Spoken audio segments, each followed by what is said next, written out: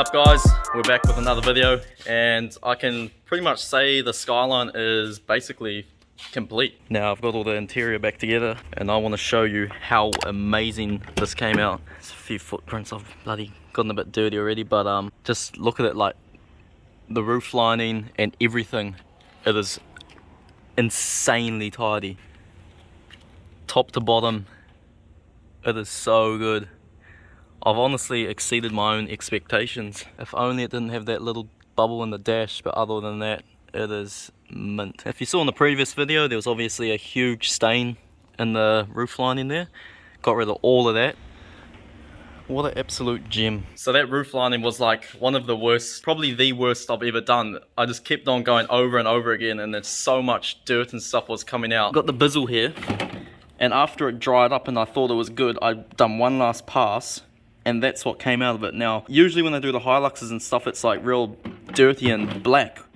That's, I don't even know what that is. That's a different color. That's either someone in Japan been smoking darts, or if it's sweat, but then I don't understand how it gets on the roof lining. Or maybe it was some young bucks drinking Cody's or something and it spilt, I don't know. So with the Skyline being basically finished, I need to explain a few things because I don't think people quite understand from my perspective. As much as I'd like to modify it more, there's not really any good reason to, because one, it's too tidy in stock. It's better off just staying the way it is, and if I was to modify it, it's just money I'm never going to get back. Now, a lot of people are saying hold on to it and just sit in the shed and it's going to go up in value, which yes is true, but I can make more money with that money rather than it just sitting there. One thing I must say is buying a new car like that and doing stuff to it is the easiest content ever. So I understand why a lot of big YouTubers do it. Obviously these big YouTubers buy new cars and they can just keep modifying them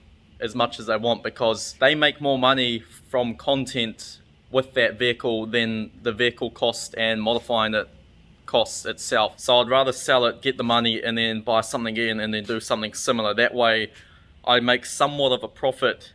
Now, with that being said, a lot of people think I'm making huge money doing this without understanding how much time I put into them, like especially with like the Hiluxes and stuff and this Skyline as well. If everything was retail price for my time and like painting and everything, it would be at a huge loss. The Skyline actually cost a lot. It was not cheap. I got it from a dealer, so obviously it wasn't going to be cheap. The only reason I got it is because there was like a 3-month wait in Auckland to get a paint job, and I knew, I hit up James and I said if he'd be interested in helping out, and James, being the good bugger he is, he said yep, let's get into it, let's grab it and get into it. I'm just very fortunate for, you know, things like that, and the fact that I can do most stuff by myself as well. Most of the Hiluxes I do end up taking like 3 weeks. That's stripping them right out and going over them top to bottom, making them like almost new, and that's basically all day, most days as well. Thought I'd quickly record this. This isn't mine, but I'm just doing it for someone. This is what happens when your injectors start knocking away and you keep on driving. You end up with a cracked piston. So out comes that one, and in goes the new one. Hiluxes aren't as great as people say if they're not maintained right. This thing is filthy. This isn't a one-off either. This is a very, very common problem with these 1KDs. She's all back together. Even gave it a good tidy up because it was so filthy and just oil and grease everywhere. Now she runs mint. So I picked up another Hilux. It's actually been a minute, but I thought I'd mention something that I find interesting with like buyers and sellers. I was messaging the guy on this and basically said it was mint, no problems at all. Went to pick it up, and first thing I saw was this. Basically from here back, this whole side is like majorly faded. I was like, oh, has the clear coat gone, or you know, is it just faded? So I was like, okay, have to take a bit of a risk on this one and see if I can cut and polish it. So yeah, I'm turning up thinking I'm buying a mint Hilux, and then you come here and it's got all this damage here. So basically the front bumper's stuffed, scratches all over the show. So then go to take it for a test drive. Instantly notice it's down on power. It's got like no boost under 2 grand. Now I've probably bought around 30 vehicles in my time, and I don't think once I've gone away, I've traveled far and wide to pick up vehicles, and not once have I turned up and not taken that vehicle, where probably 70-80% of the time I've found like stuff wrong that wasn't mentioned. Now I'm not talking like small stuff like maybe a stone chip or something, that doesn't really matter. But this is the thing, I turn up and I'm usually like, oh whatever, I'll just fix it. Cut and polish this, a few other things, so it ends up costing bugger all really and a bit of my time, which I never care about. And then you've got other people who aren't really mechanically minded and they get turned off by like the tiniest thing ever, and it's just interesting because even I've been selling cars and I always try and mention absolutely everything, and I've had people turn up and like pick at the tiniest little thing that can take maybe 5 minutes to solve. Even with all the problems on this, I still didn't really care and I still went ahead because, you know, putting a bit of time and a tiny bit of money in it's going to be worthwhile anyway. I know there's a lot of people like me. I know a lot of my mates are like that as well. They'll just, you know, if you're traveling away, you're coming home with it basically, unless it's like absolutely stuffed, like rusted or something. But not once have I not bought a vehicle. There's so many people that don't mention something. You ask and say, is blah blah blah mint, and they're always like, yep, no, it's good, and you turn up and it's not. Like, the thing is, people are going to turn up and find it anyway, so why not just mention it? I actually enjoy working on them, and you know, it's like satisfying when you do them up. So I'm going to get into this one. So I do the running boards, and there's just stuff like this. Obviously I had a canopy on, so just rip that off. So here you see it now. This is a before. Unfortunately, the clear coat was actually just gone, and cutting and polishing it wasn't going to work. So I'm now pulling it apart and started sanding because I'm going to paint it. Going to paint the tailgate, that side of the well side, this door, and this front bumper. It's not that bad. Most people wouldn't care, you know, being a older 4-wheel drive, but I just can't deal with it and I want it perfect. So I'm going to take on this challenge by myself without James's help, so this should be interesting. I just took the deck liner out and it is nasty in here. There's half a dog in here, fur everywhere, and it's all dirty. So before I get too carried away, I'm just going to take it outside and water blast it. Took all this off, took the front bumper off. It'll just reduce the dirt and dust and stuff when I'm painting, and it also means I can get right into places and get a proper job without having to mask around niggly stuff. Like, obviously if I left the deck liner in and tried to mask around that, you would have been able to see, you know, a line where the new paint was. Just not ideal. Bit of extra time and you get a far better result. I think I'm finally ready. I've kind of gone to the extreme, sanded the whole thing down to 600 because this is a metallic color, so don't want to see all the sanding scratches in it, so that should be about perfect. I just started doing more and more, like I took all the trims out, took the door handle off, less stuff to mask around, and less like masking lines when after you've painted, the better. So I sanded up all these flares and everything. I'm quite nervous, to be honest, because I've proven I can paint at James's in his booth with a good gun and good equipment, but I've got a real cheap gun and a basic compressor, so I think that's going to be the only thing that lets me down, because I've gone to the extreme with the prep work, so that shouldn't be a problem. So yeah, basically just got to mask the whole thing off. Got my paints mixed up here, factory Toyota color from Link Up. Here's my clear coat. So there's actually a Link Up here in Gisborne now, which is very handy. So if anyone in Gisborne, or for that matter any of the other stores, need any paint, go hit them up. They can mix it into cans and all sorts. The team there at Gisborne are legends and very helpful. De Beers what James uses at his shop, so can't go wrong there. On the tailgate, I've taken all the lights out, handle, and just gone over all the bare metal spots with etch primer. And we're basically good to go. It's starting to get late and we're going to lose daylight, so I kind of need to get into it quick. I've spent so much time prepping this, like hours and hours. Let's get this thing masked up.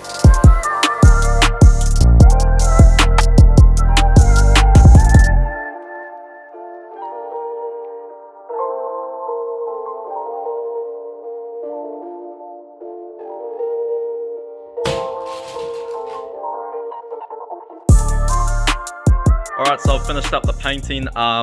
I didn't actually record too much because it didn't quite go to plan. I started to run out of time and had to get it done quickly before it got too late. Didn't really want the compressor running at night, and old Darlicious lay another complaint. But anyway, here's the flares and bumper and stuff, and I got the ute out here. For a moment it wasn't actually looking too good and I was getting pretty disappointed. Now that it's outside and the end result, I'm pretty stoked for you know, an amateur. This was basically my first time doing something on this scale by myself. To be honest, I went into it a bit blind. Like every time I've painted at James's, he set up the gun and everything, and obviously everything's ready to go and a much better environment. So the gun I was using, I couldn't get it set up right. So I had a bit of a problem when the sun dropped, the temperature dropped a lot, and after the first base coat, it didn't flash off, and I put the second coat on and had a bit of a solvent pop. Yeah, I was stressing out a bit, and then I ended up hitting up James and asking what the hell's going on. I was pretty stressed out at this point because I'd put a lot of time into prepping and everything. It wasn't major, it was just like a small spot, so I basically had to sand it back down and start again, which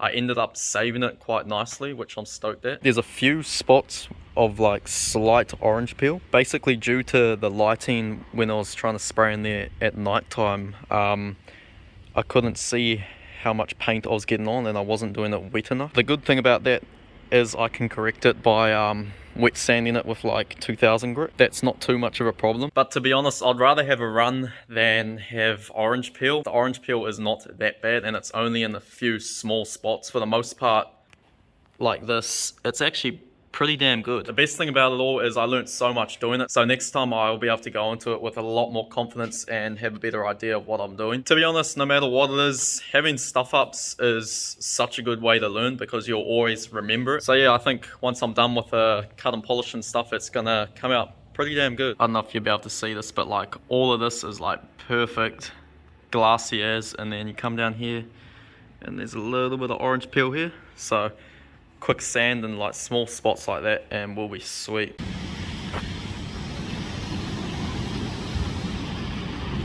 Hilux is all back together. Just got the stickers put on thanks to JSAT King Creations. Yeah, pretty stoked really. Look at that, that's pretty smooth after wet sand and a bit of a buff. Could have been better. I didn't go crazy getting out like every single little dent. You can see your tiny as ones. I didn't think it was really necessary, and it was a public holiday and I couldn't get any more filler anyway, so whatever. Put these weather shields on as well and a bonnet protector just to top it off. I'm just going to put that flare on. Gave the interior the treatment. This was pretty bad too, stains everywhere. Came out mint. So yeah, pretty pleased with it. Put a new airflow sensor in because it had no power under 2 grand. Now she's mint. Headlights done, running boards, you know, normal stuff. Anyway, I've been meaning to work on this thing for a while now. I actually made a start a few months ago and then stopped again. But like, I've got a few things I'm gonna finally do in the next video. This video has been spread out over like months. But anyway, the Skyline and the Holden are now sold. They both sold within the same week. That's pretty crazy. Pretty happy to be honest, because that's why there hasn't really been much content, because I've been relying on those to sell before I could do what I've been wanting to do for a while. I've had quite a lot of plans and just haven't been able to do them because those have been holding me back, which actually got a bit annoying. Like the Holden in particular took longer, and obviously with it, you know, blowing up just stuffed me over a bit, but yeah, can finally get on with things now. So in the next video, I'm probably gonna start working on this. And over here we've got Kuro's new donk for his Kingswood, and I actually have a new car already, which was kind of out of nowhere, but it's a car that I've wanted for a while now. I wasn't exactly planning on getting it, but it popped up and I kind of just jumped on it. So you guys are gonna love it, and you probably won't guess what it is. Drop a comment and try have a guess. So yeah, keen as to get into that. That may be the next video if it's not on this. But yeah, got quite a lot of plans, so could finally get some content going again. It's been a bit hard lately. I've been busy doing other stuff and haven't really had anything interesting to record, so hopefully we can get back on track. Make sure to drop a like and subscribe if you haven't and all that stuff, and we'll see you in the next one.